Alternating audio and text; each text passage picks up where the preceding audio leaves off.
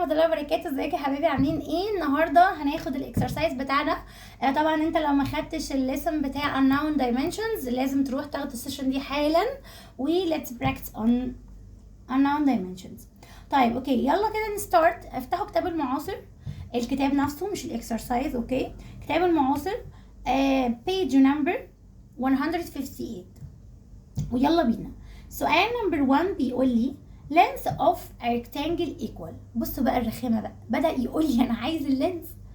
طب انت كنت بتطلب البريمتر كانت سهله، كانت الاريا كانت سهله، انا هنا اللينس اوف ريكتانجل. ثواني، ما هو اللينس اوف ريكتانجل هتعامل مع البريمتر ولا هتعامل مع الاريا؟ هنا لازم تختبر كل تشويس من التشويسز اللي موجوده. بمعنى يعني هو اداني مثلا قال لي لتر ايه، بيقول لي الاريا ديفايدد اللينس. قلت له استنى، اذا كان انت بتقول لي عايز اللينس هعمل الاريا ديفايدد اللينس. this is wrong. طب لتر بي، انا ليه هنا بختبر؟ لان انا عندي يعتبر تو انسر. هل انا هستخدم الاريا واقول الاريا ديفايدد مثلا الويدز، ولا هستخدم البريمتر اللي هي ديفايدد كذا وكذا؟ يعني هستخدم البريمتر الاريا. عامه انا بصيت كده في التشويسز عامه لقيت ان كلها اريا، فيبقى انا هنا هستخدم الرول بتاعه الاريا اللي هي الاريا ايه؟ باي لينس باي ويدز يديني الاريا فوق. طب هو هنا عايز اللينس، يعني اللينس مش موجود، يبقى انا في عندي الاريا وعندي الويدز، يبقى انا اقول له الاريا ديفايدد الويدز، يبقى الاريا ديفايدد الويدز اللي هي لتر بي.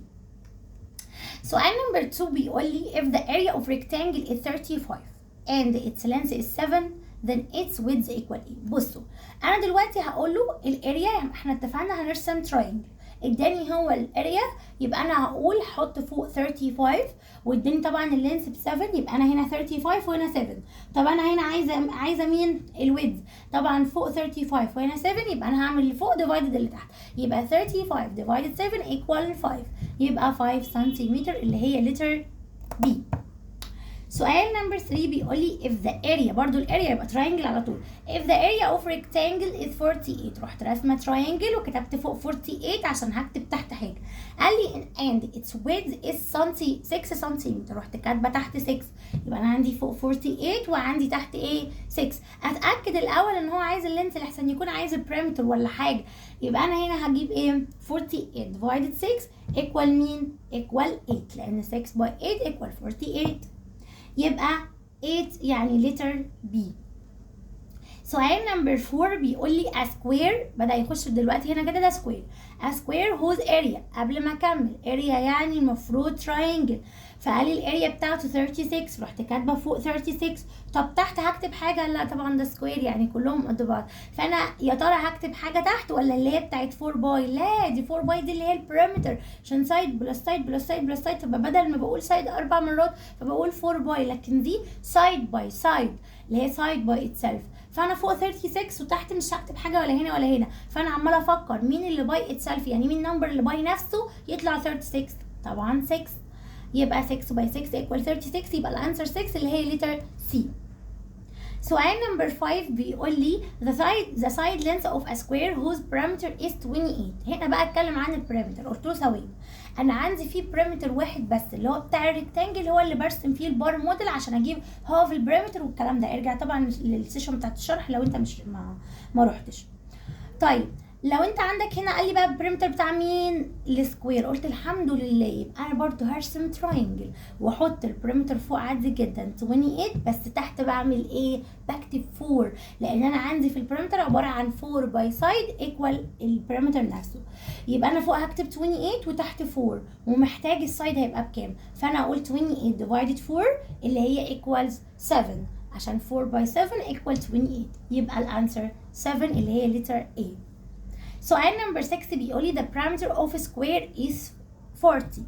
قلت ثواني، يعني برضو هنا perimeter وسكوير، الحمد لله انا في الامان، يبقى انا هرسم برضو ايه؟ تراينجل، لان السكوير perimeter بتاعه بنحط تراينجل عادي عشان هو 4 باي سايد، يبقى انا هحط تحت فوق ال 40 وتحت هعمل 4 باي كام يديني ال 40 اللي فوق اللي هي يعني 40 divided 4 equals 10، يبقى السايد لينس هنا equal كام؟ equal 10 اللي هي لتر دي.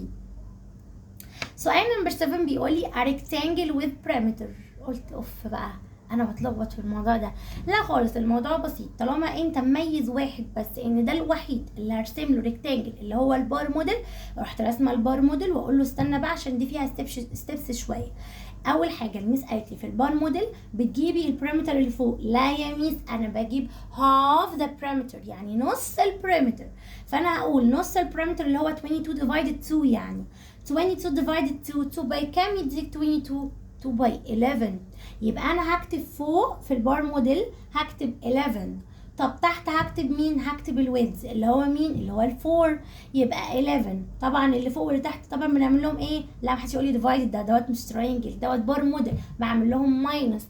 يبقى 11 minus 4 equals كام؟ equals 7. يبقى letter C. اوكي. السؤال نمبر 8 بيقول لي the value of y is. طبعا انا هبص في اللي هنا اللي قدامي دوت، ده سكوير ولا ريكتانجل؟ سكوير طبعا. واللي اكد لي من كده ان السايد او السايد ده والسايد ده هو مكتوب عليه واي وهنا مكتوب عليه واي، يعني اللينس بتاعه او السايد نفسه معروف ان هم قد بعض، فيبقى ده سكوير. قلت الحمد لله السكوير بعمل تراينجل. عايز تعمل تراينجل على فكره ماشي، مش عايز تعمل از يو لايك، ما انت ممكن تجيبها كده. يعني ايه كده؟ يعني الاريا ايكوال 16 سنتيمتر، يعني كام باي كام يديني 16؟ 4 باي 4 يبقى ايكوال كام؟ 16. يبقى الواي ايكوالز 4. يبقى لتر A.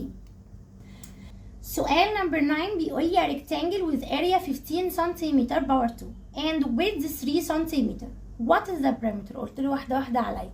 انت قلت لي ريكتانجل واريا، الحمد لله انها اريا لان الاريا بعمل ايه؟ تراينجل. ايا كان بقى ريكتانجل ولا سكوير. فرحت عامله تراينجل وكتبت فوق 15 وقال لي ايه؟ الويدز بتاعها 3. حلو قوي كده، طالما 2 موجودين اعرف اجيب التالت. يبقى فوق 15 وتحت 3 يبقى 15 ديفايدد 3 ايكوال 5. انا كده جبت مين؟ اللينس. بس هو مش طالب اللينس للاسف، هو طالب مين؟ البريمتر. فانت بكل هدوء انت الحمد لله كده عندك الويدز 3 واللينس 5. انسى بقى ال 15 خلاص، ما انا خدت منها اللي انا عاوزه ورميتها.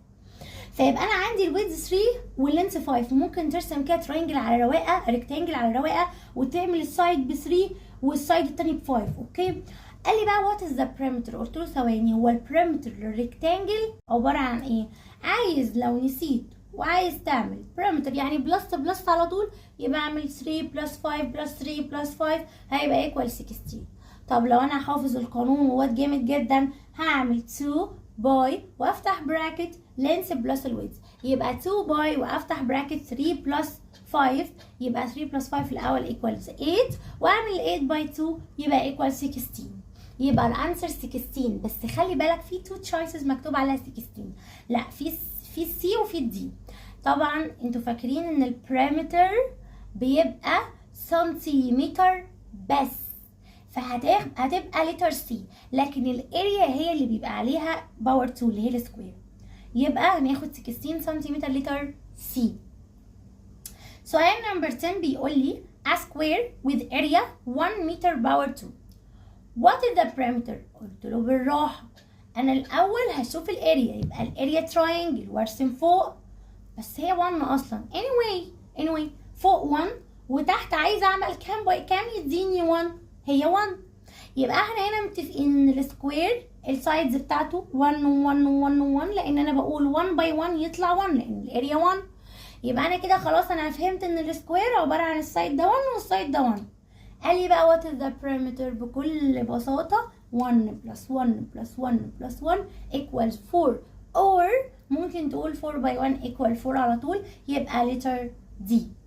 سؤال نمبر 11 واخر سؤال بيقول لي ناهد wants to put a ribbon border around a blanket she is making. يعني ايه؟ يعني هي عايزه تعمل زي شريط كده حوالين السجاده بتاعتها.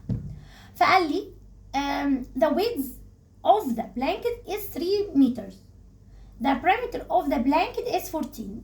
wait، طالما هنا اداك اللينس 3 والبريمتر 14 يبقى طبيعي ده ريكتانجل من غير ما نفكر، لان هو لو كان سكوير مستحيل هيديك الاثنين في نفس الوقت، يعني مش هيديك السايد ويديك البريمتر، ما هو كده انا هجيب ايه؟ فده اكيد ريكتانجل.